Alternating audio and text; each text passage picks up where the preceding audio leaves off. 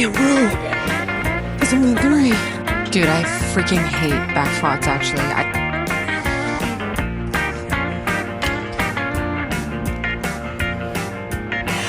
I got a camera and a mic. Hopefully that wasn't like bust your ears out loud. It's freaking crazy, bro. Also, I'm gonna put this shit on the, just like that. All right. I'm heading to the gym. This morning, I went on a little 3-mile walk. Dude, and something I've been doing recently is I make my walks have a purpose. I'm really lucky to live right next to this little like shopping center. There's a Target, Best Buy, Marshall's, and a couple other things. Oh, and a Hobby Lobby. That makes it really easy to walk with a purpose because I'm going on a little 3-mile walk, not to just like meander aimlessly, which works for some people and you get kind of into like a meditative state. And I definitely think that's easier once you've built the habit of walking a lot. But I just really don't go on walks that much because I walk a lot for my job. And so I'm never like, after I'm on my feet for 8 hours bartending and serving, I'm never coming home like, damn, I really need a walk. I'm like, I need to fucking sit down. But I went on a walk this morning to go and get a lens cap for this camera because it came in wrong the first time. So yeah, got my little walk in. Now I'm gonna go to the gym, drinking my creatine and electrolytes. I was gonna say element, but it's actually liquid IV, which I like a lot better, not as high in sodium. If you are not a huge sweater, you don't necessarily need as much sodium, but the other electrolytes are really good for preventing muscle cramping. So yeah. Hello, we're at my gym. Most important part of the start of the workout is warming up. Hugely important. Gotta do it. Used to skip it and I suffered some injuries because of it. And you want it to be a dynamic warm-up. So we're talking moving. So I'll give you an example. A static stretch is gonna be this. Just a stretch where you're just holding it. A dynamic stretch is gonna be where you're moving throughout the movement. You're still getting that stretch in, but you're moving throughout it. Dynamic. I really like this one because it stretches your psoas, which for me is a big source of lower back pain, because the psoas can pull on the muscles back here, especially if it gets really tight. So we'll just do that on the other side. And then obviously when you lean back, you're stretching that hamstring down here as well. Then I like to do just some classic leg swings. And we'll do it on the other side. You're low, so I'll come down here, but then you're gonna roll your shoulders.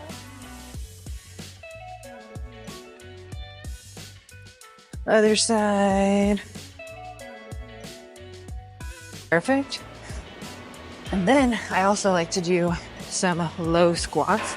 I'll show you what it looks like from the side and then I'll show it from the front, but low squats and then come back up, down, down. It's kind of like a 2-parter, but this part when you come up stretches those hamstrings, and then when you come up like this, it warms up your glutes with that like deadlift pulling motion.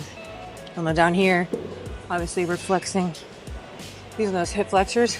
Your legs like that, warms up your hip flexors. Alrighty, so getting into the first exercise. Today I am doing a back squat. So I'll give you a little bit of information about how I kind of structure my workouts.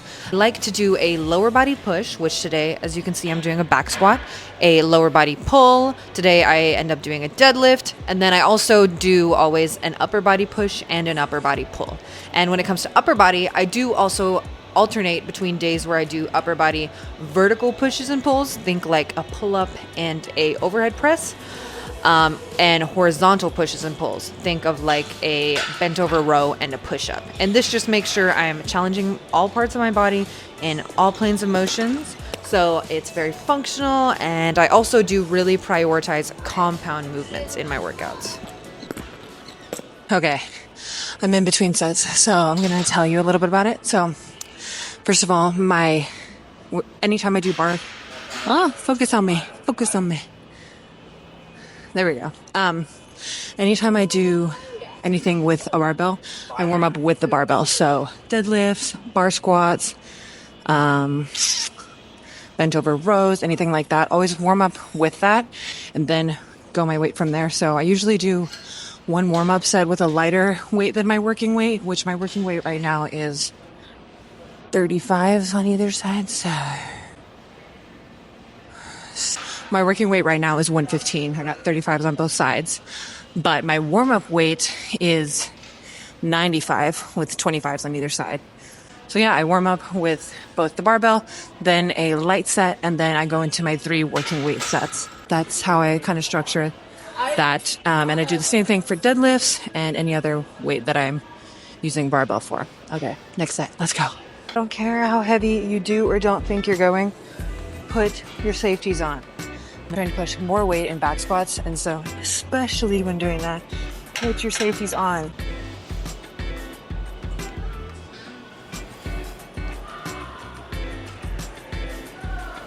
Dude, I freaking hate back squats, actually. I refused to do them for years. And just this past year, after working out with one of my coworkers who was really good at back squats, I was like, ugh, I want to be strong at that, but they're just not enjoyable to me. So let's hit this last set and see how it goes. All right, here we go.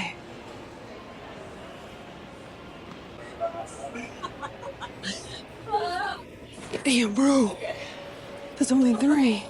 And the crazy thing is this isn't even a heavy weight. Like, a lot of people can easily squat their body weight. Whew. 2 more. Oh, I did it. Let's go. Okay, took a little water break. Now I'm going to transfer this over to do deadlifts. So this is where I talk about my structure of my workouts. So instead of doing like an upper body, lower body split, or the more like bro split, like backs and buys and whatever, I like to structure my workouts throughout the week as full body exercises. Doing it this way just like allows me to get back on track really quickly if I don't do it for a day. Because like when I used to do upper body split, lower body split, if I missed when I was supposed to do my lower body split, then it just felt like the whole like structure of everything was off, or like I would be uneven for the week of doing upper body versus lower body. I just prefer it like this, and it helps me to really have flexibility in my schedule, as well as being really effective in hitting each muscle group multiple times per week. So yeah, we're going to transition this into deadlift, staying with the lower body, because those are the exercises for me that require the most effort, I guess. So I do like to structure my workouts as doing the hardest exercises first and the easier exercises last. That way I have the most energy for those first exercises. So let's go. Instead of like setting up the bar all over again, I'm just going to use these safeties to hold my bar. Boom. Hack.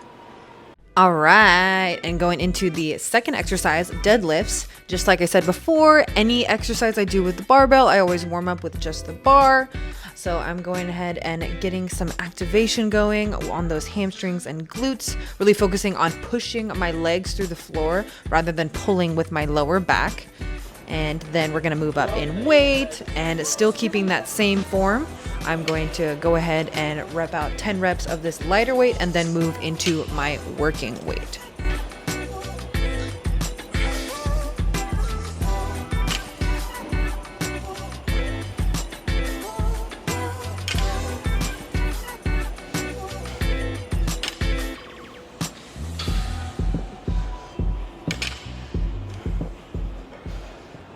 I often don't listen to like hardcore music in the gym.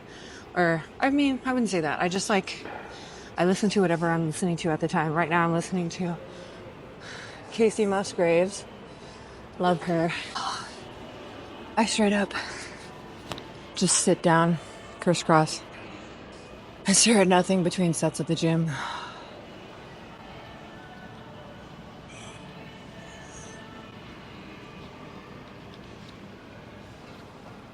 I still have a little bit left in the tank, but I'm actually not going to go full capacity because I have jujitsu later, and that shit is hard.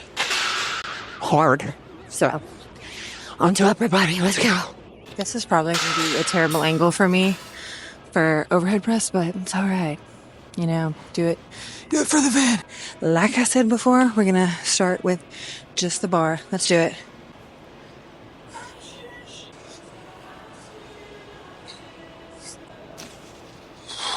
Nine. Last one.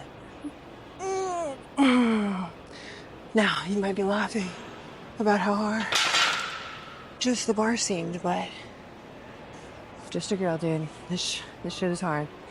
I'm going in and adding 5s on either side, so it's going to be a solid 55 pounds.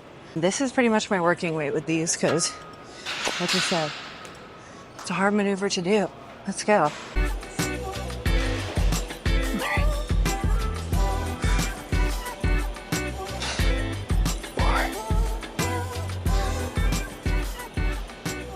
I only usually train 3 days out of the week. So, especially since I'm doing full body, I do need some time to recover between sets or between workouts. My usual split is Monday, some form of cardio, Tuesday, weights, Wednesday, rest, Thursday, some form of cardio, Friday, weights, Saturday, rest, and Sunday, weights again. So that gives me 2 structured cardio workouts and 3 weights workouts. And I do structured cardio throughout the week otherwise, as in like walking, evening walks, stuff like that. I think you should get in a low impact movement all the time, every day. That's very good for you, and it's what we're meant to do. We're pedestrians. But some other more structured high intensity cardio is also really good for your heart, really good for your lungs, and just overall longevity, as well as just making you feel really badass. Is this all out of focus? No, we're good. So that's kind of how I schedule things. And so then if I need to move my rest day somewhere else throughout the week, it just gives me kind of 2 days to play with and move the schedule around. And yeah, so it works for me. Next set, let's go.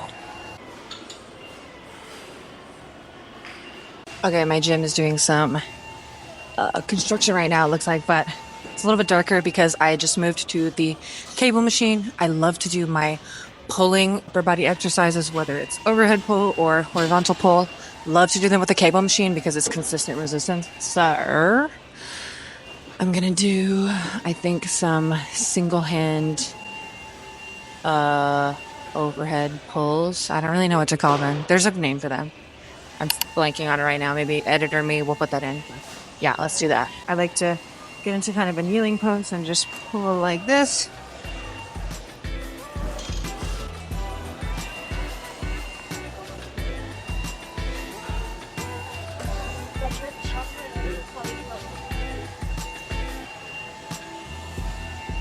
So yeah, I'm going to do 3 sets of those, and then hopefully you can hear me. There's a lot of hydraulic lifting going on right now.